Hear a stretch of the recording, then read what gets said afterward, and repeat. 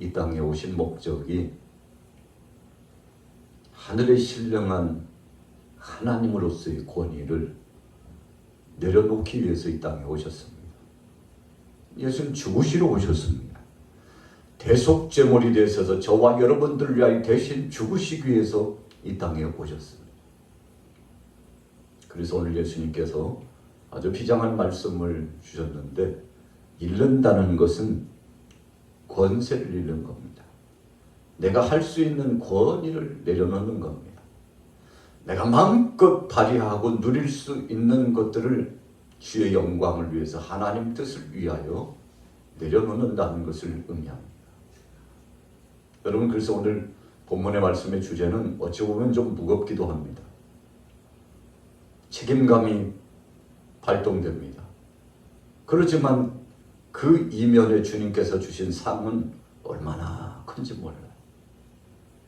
단편적으로 말씀드리면, 세상에서 귀하다고 생각하는 것, 복되다고 생각하는 것, 세상에서 누리고 싶어하는 충동적인 모든 것들을 주님을 위하여, 주의 영광을 위하여, 주님을 기쁘시게 하기 위하여 다 왼편으로 다 내려놓고 쓸어내버리고, 씻을 것은 씻고 태울 것은 태우고, 그렇게 내려놓으면 우리 주님께서는 쇠하지 아니한 영원한 하나님 나라에 거할 시민권을 허락해 주시고, 하늘의 신령한 상면류관을 허락해 주셔서, 자네 충성된 종아, 내가 너에게 상을 주리라 하시고 주님께서 최고의 것으로 갚아주시겠다는 그런 답을 주시는 말씀이 오늘 주제입니다.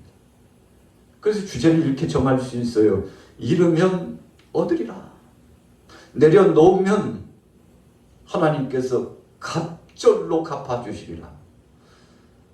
여러분, 그래서 우리가 인생 여정 살아가면서 우리의 삶이 정말 보람되고 복된 삶으로 살아가려면 주님이 내게 주신 것, 그거 바라보고 세상 것들을 내려놓을 줄 아는 믿음을 갖는 것이 중요합니다. 자, 그렇다면 오늘 본문으로 돌아가 볼까요? 34절 같이 읽습니다. 시작. 내가 세상에 화평을 주러 온 줄로 생각하지 말라. 화평이 아니요 검을 주러 왔노라. 자, 검을 던지게 하기 위해서 왔다. 그렇게 말씀하셨어요. 오늘 주석이 있잖아요. 검을 주러 왔노라 그랬는데, 아래쪽에 헬라어로 풀이한 내용을 보니까 던지게 하려고 그렇게 하셨다. 여러분, 예수님께서 검을 우리에게 주셨는데 그 검을 던진다는 것은 검을 활용하는 것입니다. 검이 언제 필요합니까? 전투할 때 필요합니다. 그래서 저와 여러분들은 선한 싸움 싸우는 이 싸움의 현장에서, 전쟁을 방불케 하는 영적 전쟁에서 주님이 주신 칼을 가지고, 주님이 던져주신 그 검을 가지고, 주님이 휘둘라고 주신 그 말씀의 칼을 가지고 세상을 쳐서 승리해 나갈 수 있도록 주께서 우리에게 권위를 주셨습니다. 능력을 주셨습니다. 은혜를 주셨죠. 그래서 오늘 34절의 말씀은 세상에 화평을 주러 온 것이 아니고, 화평이 아니라 검이라고 말씀했는데, 여러분, 이 검은 영적 전쟁에서 상대와 더불어서 선한 싸움을 싸우게 하도록 하시기 위해서 주셨다는 것입니다. 그 검이 무엇입니까? 에베소서의 말씀에 보면 한편에 성령의 검, 곧 하나님의 말씀을 주셨다고 했습니다. 머리에는 구원의 투구를 쓰고 가슴에는 의의 흉배를 붙이고, 한 손에는 믿음의 방패를, 한 손에는 성령의 검, 말씀의 이 칼을 주님께서 허락하여 주셨죠. 허리에는 진리의 허리띠를 두르고, 그리고 복음의 신발을 신고서 로마 군병이 무장하고 나가는 것처럼 우리 믿음의 사람들은 무장하고 나가는데, 여러분, 이 6가지 무장 체계를 가지고서 세상을 능히 승리하는 거죠. 근데 바울도 깨달은 거예요. 예수님께서 우리를 세워주시고 파송하시는 것은 선한 싸움을 싸우는 십자가 군병으로서, 그리스도의 제자로서, 군사로서 사역을 감당하라고 보내주셨다는 것입니다. 여러분, 그래서 우리는 긴장감을 떨쳐서는 안 됩니다. 우리 같이 따라해 보겠습니다. 선한 싸움을, 선한 싸움을, 선한 싸움. 여러분, 내 욕심을 채우기 위해서 싸우는 거 아닙니다. 상대가 내 것을 뺏어갔기 때문에 불쾌해서 그거 끝까지 뺏어오려고 싸우는 육신적인 소욕의 문제가 아닙니다. 이 싸움은 쇠하지 아니한 영원한 나라, 하나님 나라에 대한 주님이 주신 은혜의 것을 빼앗기지 않고 그것을 회복하고 유지하기 위한 선한 싸움을 말씀하는 겁니다. 자, 35절 볼까요? 같이 읽겠습니다. 시작. 내가 온 것은 사람이 그 아버지와 딸이 어머니와 며느리가 시어머니와 불하게 하려 함이니. 이게 웬일입니까? 예수님을 구주로 영접한 다음부터 가정 안에 전쟁을 방불케 하는 원수와 같은 관계가 성립되었습니까? 여러분, 그래서 오늘 본문 말씀 35절을 잘못 해석하게 되면 부모와 자식 간에 원수를 맺고 살라, 이런 말씀으로 오해할 수 있죠. 그런 말씀이 아닙니다. 눈에 보이지 않지만 영적인 선한 싸움이 진행되고 있다는 것을 직시하라는 것입니다. 어떤 때는 가장 가까운 사람이 이 믿음이 다르고 생각하는 것이 다르고 말이 다르고, 오늘 저와 여러분들은 복음을 붙잡고 하나님의 은혜를 붙잡고 나가지만 혹 가족들이 함께 그리스도의 군사가 되고 믿음의 사람이 되면 좋겠습니다만 그러지 못하는 가족들도 많거든요. 그런 사람들은 우리 자신도 모르게 적대적인 생각을 갖고 있는 사람들이 굉장히 많습니다. 생각이 달라요. 그래서 우리는 하나님 나라의 것을 생각하고 하나님 영광을 생각하고 한 영혼을 천하보다도 귀하게 여기며 상대를 생각할 때 불쌍히 여기고 사랑한 마음으로 가지고 가지만, 상대는 우리를 생각할 때 그 속에 악한 것이 포진해 있으면 우리의 믿음을 무너뜨리려고 하고 하나님 영광과 뜻대로 살지 못하도록 방해하려고 하고, 그래서 야, 원수가 따로 없구나.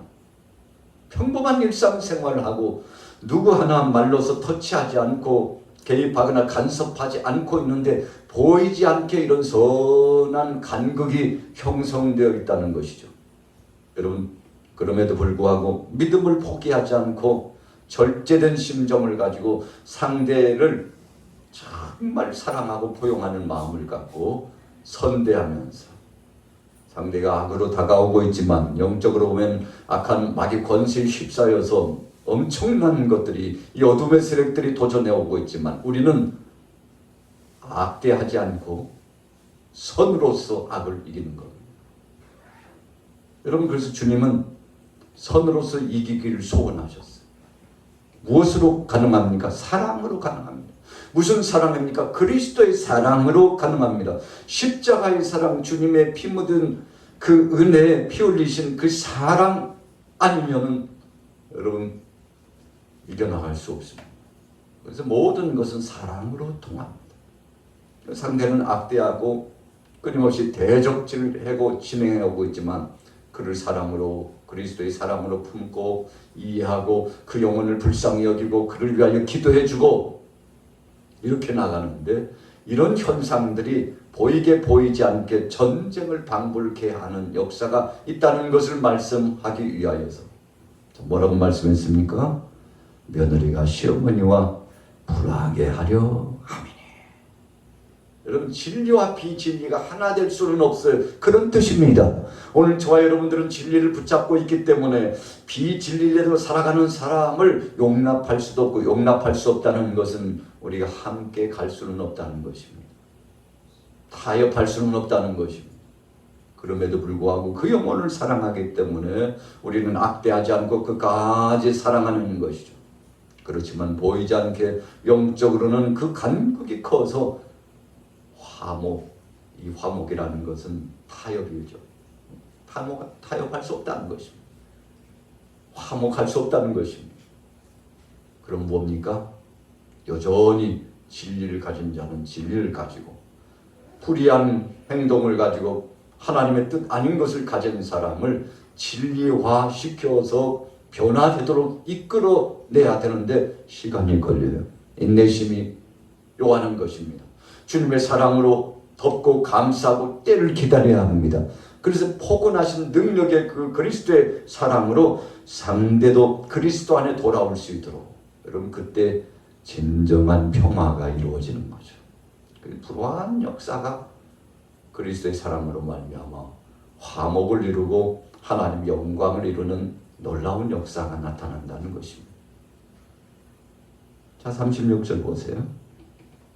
같이 읽습니다. 시작. 사람의 원수가 자기 집안 식구리라. 여러분, 문자적으로 이 말씀을 우리가 받아 해석하면 가정 안에서 늘 전쟁이 벌어져야 되죠. 야, 원수가 따로 없구만. 아버지가 원수네, 아버지가. 딸이 원수네, 딸이 원수야. 어머니가 원수네, 어머니가. 우리 어머니가 내 원수네, 원수. 자, 영적인 이야기를 말씀하는 것입니다. 빛과 어두움이 하나 될 수 없는 것처럼 하나 될 수 없다는 것을 말씀하는 것입니다. 여러분, 그래서 우리는 영적으로 분별해서 빛이 어둠에 휩싸이는 예는 절대적으로 없습니다. 그게 진리입니다. 여러분, 빛이 비쳤는데 어둠이 와가지고 빛을 꺼버리는 경우 보셨어요? 한 번도 없습니다. 그러나 반대로 어둠이 있으면 빛이 들어와서 어둠을 어디로 흔적도 없이 날려버렸는지, 여러분, 그래서 우리 예배당 안은요 지금 환해요. 바깥은 이제 컴컴해져 어둠이 짙어왔지 않습니까? 이 예배당 안은 환히 밝혀졌어요. 무엇 때문입니까? 이 빛 때문이에요. 전등 때문에 어둠이 떠나가는 것입니다. 여러분, 그래서 빛이 어둠에 흡수되는 예는 없습니다. 오히려 빛이 어둠을 물리치는 것이죠. 그런 영적인 중요한 의미를 말씀하고 있죠. 그래서 오늘 저와 여러분들은 주님 뜻대로 살아가면, 믿음으로 나아가면, 십자가를 지고 가면, 아가페적인 그리스도의 사랑으로 나가면 어둠의 권세가 한 길로 왔지만 떠나갈 때는 혼미백산 어디로 가버렸는지 흔적도 없이 사라지게 되는데, 오늘 여러분들은 주님 주신 말씀, 그 말씀 안에서 승리하기를 예수님의 이름으로 축원합니다. 37절 볼까요? 같이 읽습니다. 시작. 아버지나 어머니를 나보다 더 사랑하는 자는 내게 합당하지 아니하고, 아들이나 딸을 나보다 더 사랑하는 자도 내게 합당하지 아니하며. 아멘. 아버지나 어머니를 사랑한다는 것은 공경입니다. 효도하는 것입니다. 그런데 그렇게 하면은 합당하지 않다네요. 누가요? 예수님. 그러면 부모 공경하지 말라는 것입니까? 사랑하지 말라는 것입니까? 그런 뜻이 아니잖아요. 여러분, 성경을 잘못 해석하게 되면 이 대목에서 그렇지, 맞아. 사랑하지 말라고 그랬는데, 여러분, 진리를 가지고 비진리와 타협하지 말라는 말씀을 계속 연속적으로 주고 계시는 겁니다. 그래서 다시 보세요. 37절에 아버지나 어머니를 나보다 더 사랑하는 자는 내게 합당하지 아니하고. 예수님이 우선순위의 1번지, 하나님이 우선순위의 1번지라는 것입니다. 여러분, 아버지나 어머니를 사랑하되, 여러분, 그냥 사랑이 아니라 그리스도의 사랑으로 철저하게 공경하고 배려하고, 그리고 그 은혜에 감사하고 사랑하되, 그러나 그 사랑보다도 더 큰 사랑이 있으니 하나님의 사랑이라는 것을 잊지 말라는 것입니다. 여러분, 그래서 오늘 저와 여러분들은 이런 큰 사랑을 갖고 승리해야 될 줄로 믿습니다. 그래서 10계명에도 오면 부모 공경이 5번째 계명이 있어요. 10계명의 1계명이 부모 공경이 아니라는 것입니다. 그런 차원으로 해석을 해야 돼요. 우선순위 순차가 있구나.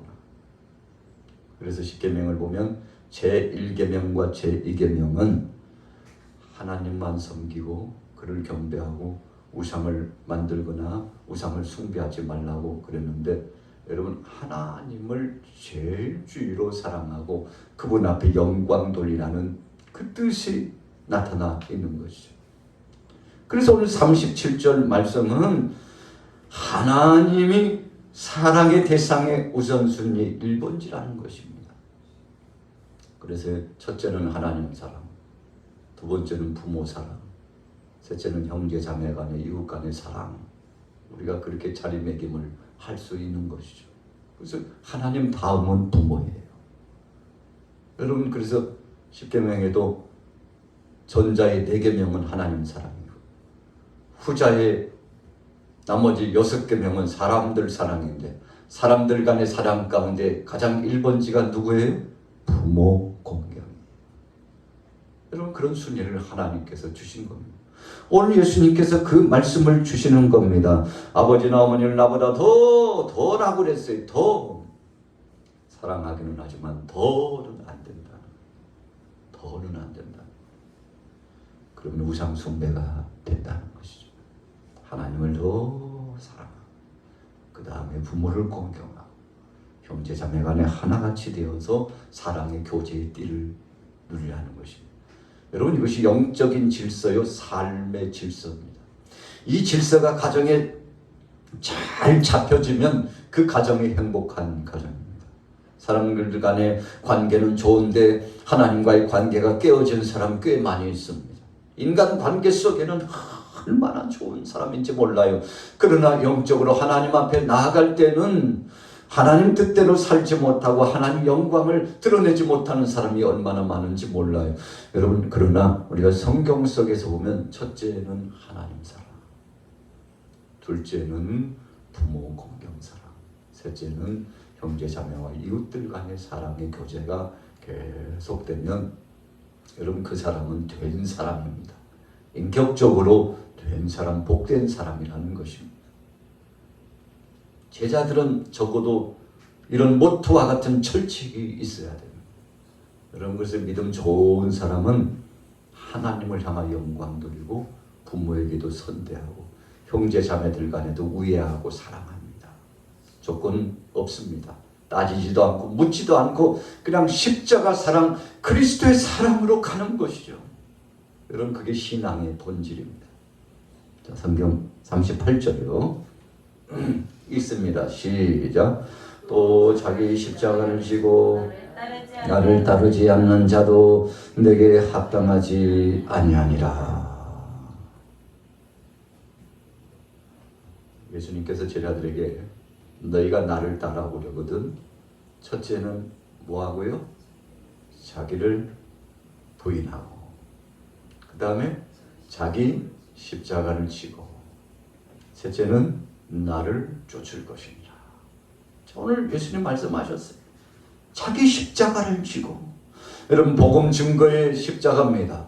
목회자는 목회자대로 성도들은 성도들대로 십자가가 있습니다. 자기 십자가를 지고 자기를 부정하고 자기 십자가를 지고 사명자로서 정말 주님이 주신 귀한 사명을 감당하고 예수님 따르라는 것입니다. 그냥 따르면 안 돼요.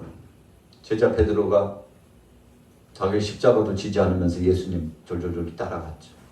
가야바의 뜰에서 예수님께서 신문 당하시는데 멀찍이 예수님을 바라보고 있었습니다. 어떻게 됐습니까? 자기 십자가 지지 않고 가니까요. 예수님 앞에서 예수님 욕해버리고 3번씩이나 예수님 배반했잖아요. 얼마나 안타까운 상황입니까? 왜 그런 일이 나타납니까? 자기 십자가를 지지 않아서 그래요.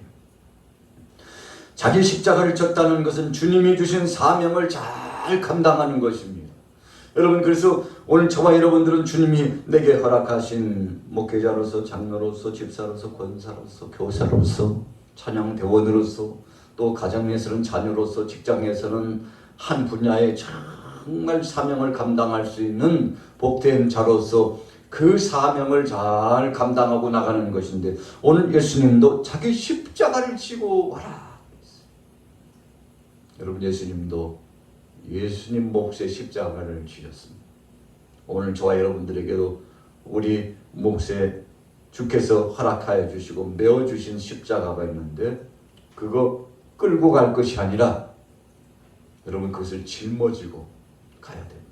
짊어진다는 것은 책임과 의무를 다하고 사명을 다한다는 뜻입니다. 여러분 이 믿음의 철칙을 알지 못하는 사람은 그냥 환상에 젖어가지고 영광만 생각하지 진도 지지 않고 수고도 하지 않으려고 하는 사람이 얼마나 많은지 몰라요. 그러나 우리 기독교 신앙은 철저하게 땀을 흘리면서 자기 분야에 자기 십자가를 지고서 최선의 경주를 다하는 충성된 자의 모습입니다. 그래서 여러분 오늘 38절의 말씀 자기 십자가를 진다는 것은 끝까지 충성한다는 것입니다. 또 자기 십자가를 지고 나를 따르지 않는 자도 내게 합당하지 아니하니라. 여러분 십자가 지고 예수님 졸졸졸 따라가면 주님이 십자가 지로 골고다 언덕에 올라가셨는데 죽으심으로 끝났나요? 그렇지 않아요. 죽으시면서 우리의 모든 죄를 담당하고 대속제물이 되었습니다. 그리고는 3일 만에 부활하셨습니다. 이 땅에 40일 동안 계시다가 주님이 승천하셨는데 다시 오실 것을 약속하시고 승천하셨습니다. 얼마나 감사한 것입니까? 우리도 예수님 뒤쫓아가면 주님 주신 복음주의적인 사명 잘 감당.